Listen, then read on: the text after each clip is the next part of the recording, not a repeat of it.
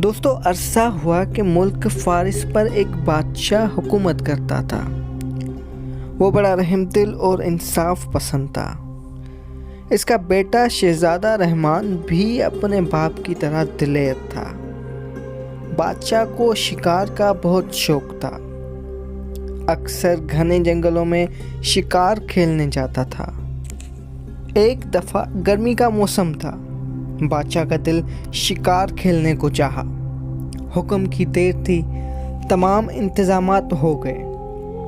बादशाह शिकार के लिए चल पड़ा। सारा दिन बादशाह शिकार में मसरूफ़ रहा। कई शेर, चीते और दूसरे जानवर शिकार किए। शाम हुई तो ये शिकारी काफिला वापसी के लिए चल दिया। अभी आधा सफ़र भी ना तय किया था कि बादशाह को एक नहायत खूबसूरत हिरन नज़र आया। बादशाह ने फ़ौरन कमान में तीर जोड़ा और निशाना लेकर छोड़ दिया। इधर कमान से तीर निकला, उधर हिरन चौंक के भाग खड़ा हुआ। निशाना खता हो गया। बादशाह गुस्से में आ गया। इसने घोड़े को एड़ी लगाई और हिरन का पीछा करने लगा। बादशाह के मुहाफिज और वजीर वगैरह भी पीछे लपके, मगर बादशाह तेज रफ्तार से घोड़ा दौड़ाता गया। हिरन के पीछे घोड़ा दौड़ाते दौड़ाते इनकी नज़रों से ओझल हो गया। बादशाह ने कई बार हिरन का निशाना लेकर तीर चलाए, लेकिन हिरन को एक भी नहीं लगा और वो झाड़ियों में गायब हो गया। रात का अंधेरा जंगल में उतरने लगा था। हिरन के बच निकलने पर बादशाह को बहुत गुस्सा आया, लेकिन क्या कर सकता था। अंधेरा बढ़ता जा रहा था, इसलिए इसने वापस जाना ही मुनासिब समझा। बादशाह ने घोड़े की बाग मोड़ी और ईड़ लगाने ही वाला था कि रात की खामोशी को चीरती किसी के रोने की आवाज़ उसके कानों में पड़ी। बादशाह चौंक उठा। आवाज़ किसी औरत की थी। इस वीरान और भयानक जंगल में औरत कहाँ से आ गई?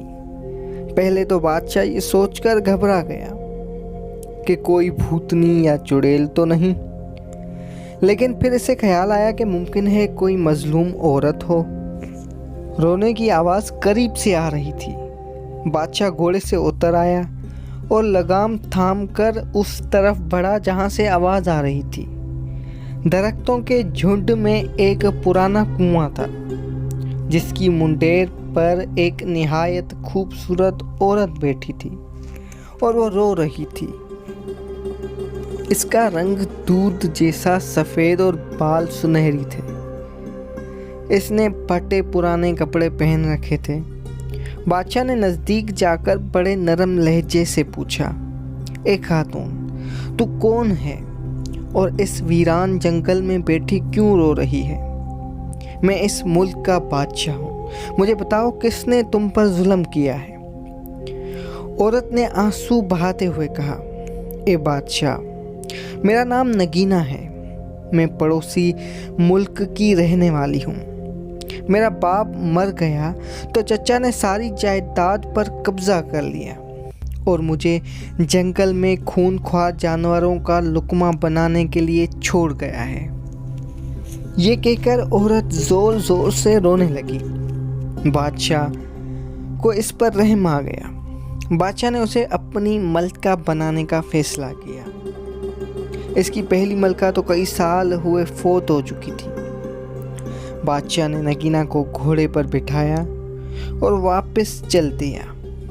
थोड़ी दूर ही गया तो उसके वज़ीर और मुहाफिज मिल गए, जो कि उसे ढूंढते फिर रहे थे। बादशाह इनके साथ वापस महल में लौट आया। अगले दिन बादशाह ने नगीना से शादी कर ली। नगीना मलका बन गई। घर घर खालिस घी के चिराग जलने लगे। हर तरफ ढोल बजते रहे। हर आलाए अदना खुशियाँ मना रहा था। कई दिनों तक बादशाह की शादी की खुशी में जश्न मनाया जा रहा था।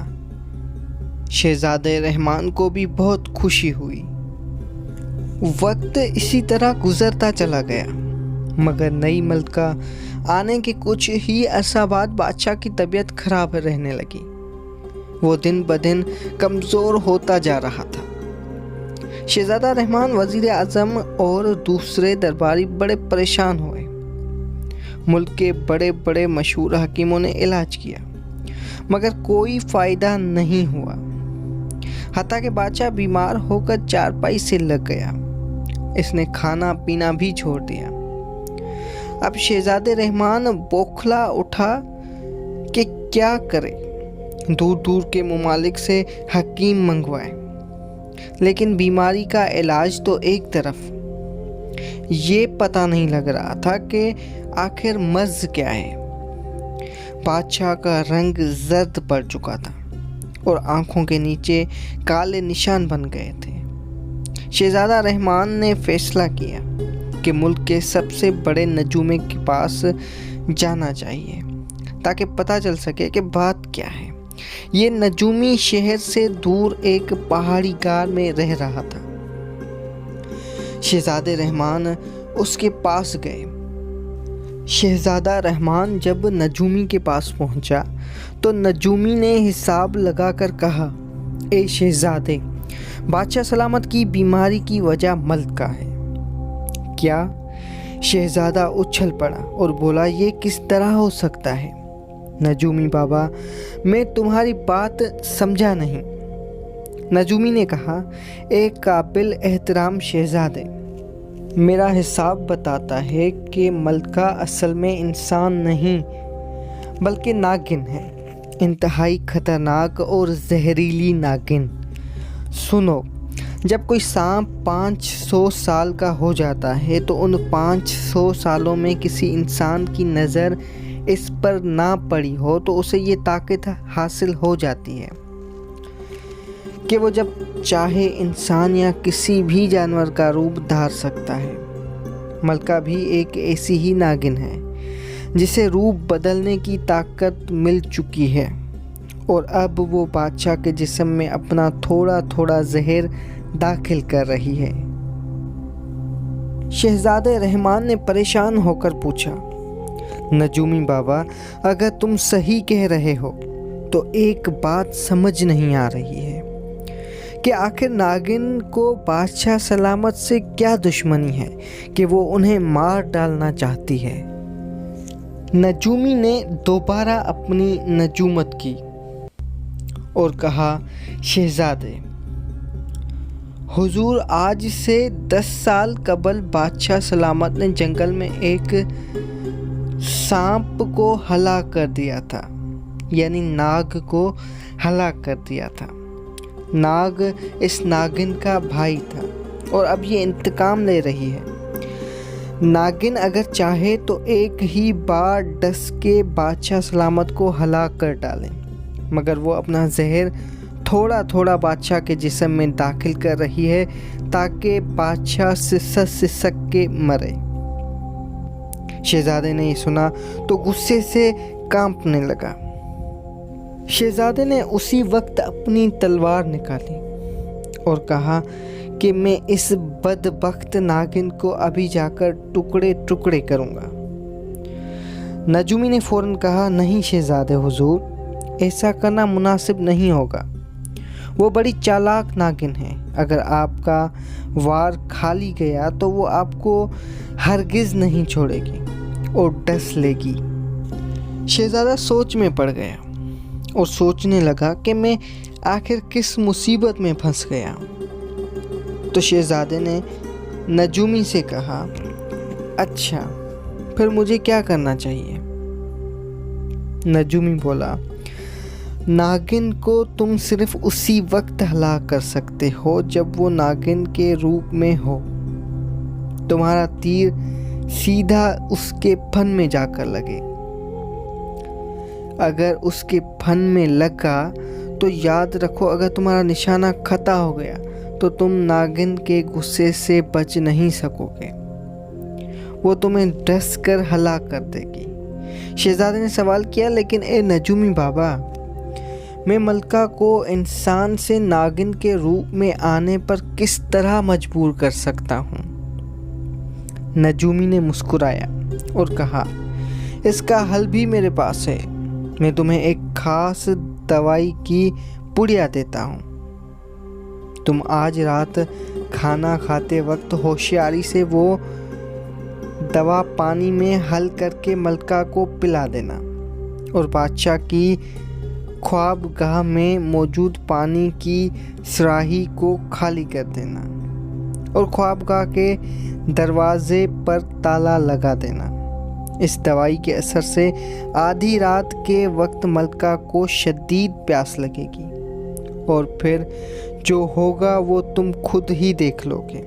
मगर एक बात ध्यान से सुन लो, ये काम बड़ी होशियारी से करना होगा। मलका को ज़रा बराबर भी शक नहीं होना चाहिए। शहजादे ने नजूमी से दवाई की पुड़िया ले ली और कहा, नजूमी बाबा, जैसा तुमने कहा है मैं वैसा ही करूँगा। ये कहकर शहजादा वापस महल में आ गया। रात हुई और खाने का वक्त आया तो शहजादे ने बड़ी होशियारी से दवाई मलका के पानी के गिलास में डाल दी। मलका को पता ही न चल सका और वो पानी पी गई। थोड़ी देर बाद ही शहजादा उठ खड़ा हुआ। मलका ने हैरानगी से कहा, क्या बात है शहजादे, आज तुमने बहुत कम खाना खाया है, तुम्हारी तबीयत तो ठीक है? शहजादे ने कहा, जी हाँ, बस आज भूख कुछ कम लगी थी, आप इत्मीनान से खाइए। शहजादे ने मुस्कुराते हुए कहा और कमरे से निकल आया। बाहर आते ही वो तेज़ी से दौड़ता हुआ बादशाह की ख्वाबगाह में पहुंचा और सुराही का पानी बहा दिया। इस काम से फारिग होकर शहजादा ख्वाबगाह के सामने वाले कमरे में छुप गया। कुछ देर बाद ही बादशाह और मलका ख्वाबगाह में चले गए। शहजादे ने फौरन नजूमी की हिदायत के मुताबिक बाहर ताला लगा दिया और खुद तीर कमान लेकर रोशनदान में बैठ गया। बादशाह और मलका सोने लगे। थोड़ी ही देर में उनको नींद आ गई। आधी रात से ज़्यादा गुजर गई थी तो यकायक मलका को ज़ोरदार प्यास लगी। वो उठी और सुराही से पानी लेना चाहा, मगर सुराही तो शहजादे ने पहले से ही खाली कर दी थी। मलका ने दरवाज़ा खोलकर बाहर निकलना चाहा, लेकिन दरवाज़ा तो बंद था। शहजादा रहमान रोशनदान में छुपा बैठा ये सब देख रहा था। दवाई के असर से मलका को ऐसी ज़बरदस्त प्यास लगी कि इसका मुंह खुल गया। उसे यूं लगा कि जैसे हलक में कांटों का जंगल उग आया हो। मलका परेशान हो गई कि कहाँ से पानी हासिल करके प्यास बुझाए। ख्वाबगाह से एक छोटी सी नाली बाहर को जाती थी। ये खाली नाली गंदे पानी के निकास के लिए बनाई गई थी। मलका ने फैसला किया कि नागिन बनकर नाली के रास्ते बाहर जाकर पानी पीना चाहिए। वो दबे कदमों बादशाह के पास आई। बादशाह तो सारे घोड़े बेचकर सो रहा था। मलका को जब ये इत्मीनान हो गया कि बादशाह बेखबर सोया पड़ा है तो इसने ज़मीन पर एक लूट लगाई और अगले ही लम्हे फर्श पर मलका की जगह एक स्याह नागन मौजूद थी। शहजादे ने जब ये मनाजिर देखे तो कांप उठा। नजूमी बाबा ने सच ही कहा था। नागिन की स्याह खाल चमक रही थी। वो बिल खाती लहराती नाली के रास्ते बाहर निकल गई। शहजादे को वक्त ही ना मिला कि तीर चला सके। शहजादा जल्दी से रोशनदान से उतरा और घूमकर बाग में पहुंचा। उसे यकीन था कि नागिन मलका बाग के तालाब में पानी पीने गई है। चांदनी रात थी। चांद की जर्द रोशनी में सब्ज़ा बड़ा भला मालूम हो रहा था। शहजादे का ख्याल था कि वो यहीं पानी पीने आएगी और उसका ख्याल बिल्कुल दुरुस्त निकला। वाकई तालाब से पानी पी रही थी। पानी पीने के बाद इसने फन फैलाकर एक जोरदार फनकारी मारी। शहजादा ऐसी जगह छुपा खड़ा था कि मलका के फन का निशाना नहीं ले सकता था। नागिन मलका कुछ देर को घास पर लहराती रही, फिर एक तरफ चल पड़ी। इसका रुख ख्वाबगाह की तरफ नहीं था, बल्कि वो महल से बाहर वाले रास्ते पर जा रही थी। शहजादे रहमान इसके पीछे पीछे था। महल से निकलकर मलका इस रास्ते पर होली जो जंगल को जाता है। शहजादा रहमान बड़ी होशियारी से इसका पीछा कर रहा था। यह भी खुदा का शुक्र था कि चांदनी रात थी, वरना अंधेरे में नागिन कब आती। नागिन मलका घने जंगल में पहुंच गई और एक गार के बाहर रुककर उसने जोरदार फनकारी मारी। इसकी फनकार का जवाब गार के अंदर एक दूसरे नाग की खौफनाक फनकारी सुनाई दी। उफ या खुदा, कैसी भयानक फनकार थी। वो जैसे एक वक्त कई देखें चूल्हे पर चढ़ी सनसना रही हो। फनकार के साथ ही झाड़ियों के टूटने की आवाज़ें आई और फिर एक निहायत ही बड़ा नाग गार से बाहर निकल आया। नाग के स्याह जिस्म पर सुनहरे रंग का ताज था, जिससे तेज शुआएं निकल रही थी। ये जंगल का शीश नाग था, जो नागिन के सामने आकर फन फैलाकर खड़ा हो गया। नागिन सरमस्ती के आलम में झूम रही थी। शीशनाग की आंखें शोलों की मानंद दुख रही थी और दो शाखी जबान बिजली की तरह लपलपा रही थी। दोनों नाग कुछ देर एक दूसरे को देखते रहे, फिर नागिन शीशनाग से लपट गई और वो दोनों नाचने लगे। शहजादा रहमान इस दौरान एक दरख्त पर चढ़ चुका था। वो इंतहाई हैरतनाक और खौफनाक मंजर देख रहा था। तीर कमान उसके हाथ में मौजूद था और वो मुनासिब मौका तलाश कर रहा था। कुछ देर तक नागिन और नाग नाचते रहे, फिर एक दूसरे से अलहदा हो गए। शीशनाग अपने गार में वापस चला गया और नागिन वापसी के लिए मुड़ी। यही वो लम्हा था जिसका शहजादे रहमान को बेसब्री से इंतज़ार था। नागिन का फैला हुआ गलीज चिपटा सर उसकी आंखों के ऐन सामने था। शहजादे ने खुदा का नाम लिया और तीर छोड़ दिया। हवा को चीरता हुआ सनसनाता हुआ तीर नागिन के फन के आर पार हो गया। नागिन का उठा हुआ सर झटके से पीछे की तरफ जा गिरा। वो बड़े दर्द भरे अंदाज में फनकारी और बल खाने लगी। बल खाते हुए नागिन ने इंसानी रूप में आने की कोशिश की, लेकिन अभी इसका ऊपर का आधा धड़ ही इंसानी शक्ल में आया था कि इसकी जान ही निकल गई। नागिन की फनकारें सुनकर शीशनाग बड़े गजबनाक अंदाज में फनकारता गार से बाहर निकला। इसके मुंह से शोले निकल रहे थे जो आसपास की झाड़ियों को जलाकर खाक कर देते थे। शहजादा रहमान इस दौरान कमान में नया तीर लगा चुका था। इसने शीशनाग की दाईं आंख का निशाना लेकर तीर छोड़ दिया। तीर निशाने पर बैठा नाग बुरी तरह बल खाकर तड़पता। शहजादे ने झट दूसरा तीर छोड़ा और नाग की बाईं आंख भी खत्म हो गई। शीशनाग अंधा हो चुका था। उसे अब कुछ नजर नहीं आ रहा था। वो फनकारे मारता अपना सर बार बार दरख्तों पर पत्थरों पर मार रहा था। शहजादे ने पेट दर पेट तीर चलाकर नाग को हलाक कर दिया और दरख्त से नीचे उतर आया। आधी इंसान और आधी नागिन मलका मरी पड़ी थी। शहजादे ने गार में जाकर देखा कि कहीं कोई और सांप तो नहीं है, मगर वहाँ तो इंसानी खोपड़ियों और हड्डियों का ढेर लगा हुआ था।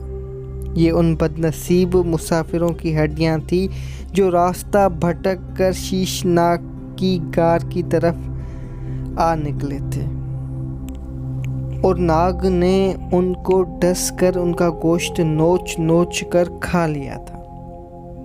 बाहर आकर शहजादे ने मरे हुए शीशनाग का फन खंजर से चीर कर मन बाहर निकाल लिया। सांप का मन एक बड़े हीरे की मानंद चमकदार होता है। इसमें ये खासियत होती है कि ये जहर को चूस लेता है। शीशनाग के मन को जेब में डालकर शहजादे ने मरी हुई नागिन मलका को उठाया और महल की तरफ चल दिया। जिस वक्त वो महल पहुंचा, रात की तारीकी छुटने लगी थी।